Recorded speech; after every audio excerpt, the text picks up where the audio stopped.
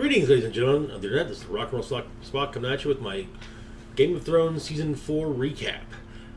As the new season will be starting next Sunday and it will be part of the weekly TV roundup, I figure now would be a good time to, recap the previous season. The way I'll be doing this is by story arc and location. We'll start off with King's Landing. King Joffrey Baratheon and Margaery Tyrell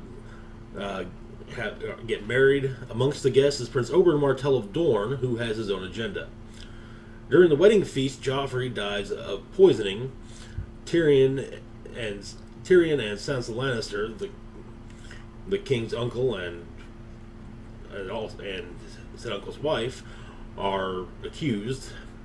While Tyrion is imprisoned, Sansa is spirited away by Ser Dantos, the royal fool. More on that later. Tyrion stands trial for regicide and almost confesses as part of a deal made between his father Tywin and his brother Jaime, until Tyrion's former lover Shae confesses against Tyrion, leading to Tyrion demanding trial by combat. While the trial is going on, Joffrey's brother Tommen is named king, and Margaery makes her first moves to begin influencing Tommen. After the trial, moving on to the trial by combat, Prince Oberyn volunteers to be Tyrion's champion, while Sir Gregor Clegane, the Mountain Who Rides, is named the Crown's champion. The duel goes in Oberyn's favor at first, due in part to Oberyn using poison on his spear.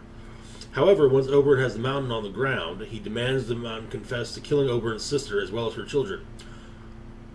Oberyn gets his confession, however, it is just before the Mountain brutally kills him in what is quite possibly one of the most vicious scenes in the series to date. The night before his execution, Tyrion is broken out of his cell by his brother Jaime, as well as Varys, the Master of Whispers, as Varys has made arrangements for a ship to take Tyrion to Essos. Before boarding the ship, Tyrion goes to his father's chambers, where he finds Shae in his father's bed and kills her. Next, he confronts and eventually kills his father before boarding the ship and being swiftly followed aboard said ship by Varys. In the north, Roose Bolton returns to the Dreadfort and sees the result of his bastard stud Ramsay's torture of Theon.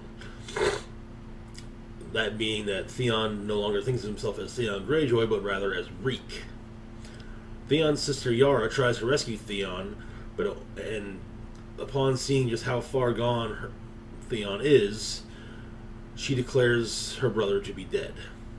Ramsay tasks Theon to pretend to be, Theon, to help retake Moat Cailin from the Ironborn, who, as a reward for doing so, or as a reward for Ramsay having retaken Moat Cailin, Roose legitimizes Ramsay, meaning that Ramsay is no longer Ramsay Snow, but rather Ramsay Bolton. The Wall and Beyond. First up, the Wildlings raid several settlements near the Wall, eventually making their way to Molestown, which sits near Castle Black.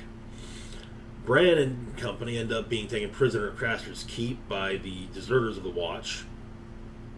Jon Snow, Bran's bastard brother, leads a group of men from the Night's Watch to kill the defectors that took over Craster's Keep.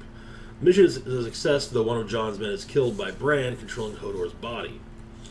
Craster's daughter/wife, Gilly, that's the thing, is sent to Molestown before the attack by Sam.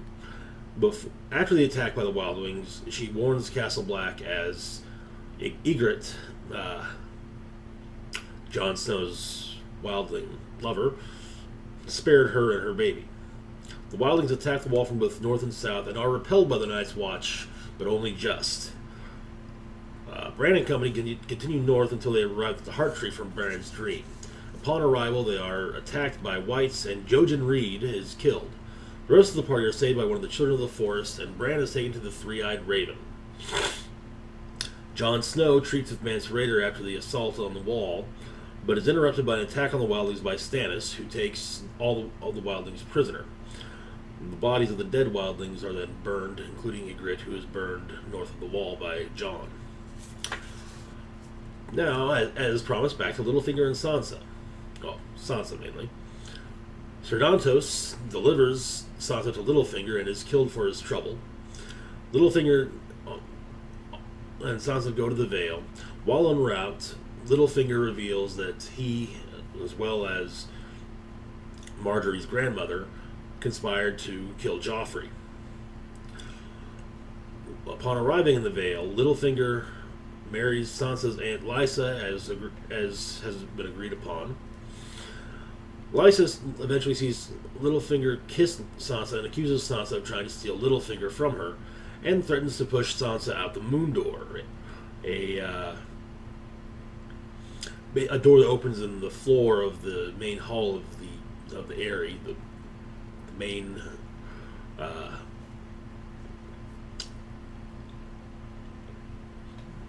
basically the seat of power of House Arryn.